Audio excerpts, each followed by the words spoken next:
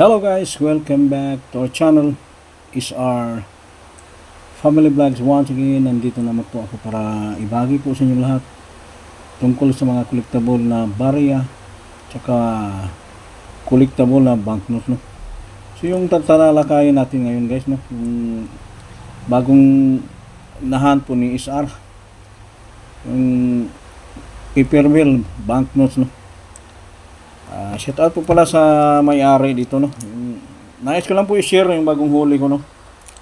So, shout out po sa may-ari dito from Barangay Pulo Angat, no, sir.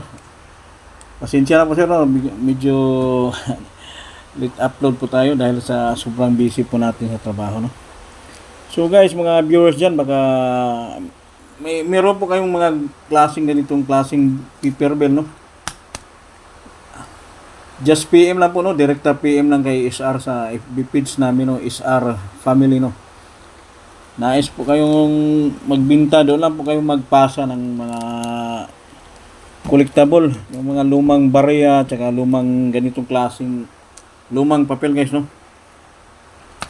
Ito po, nabili ko talaga ng isang seat po.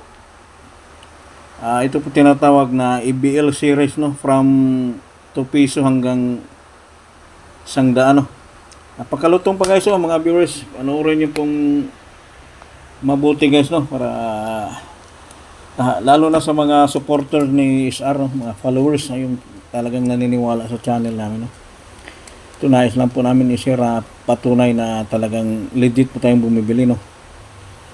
Hindi lang po puro paasa, talagang bumibili po kami. Kasi makikita naman sa mga koleksyon namin, talagang mga collectible na barya, no. Yan, napakalutong pa guys, no. Pag meron po kayong ganito, just PM lang direkta para mapag-usapan po natin, no.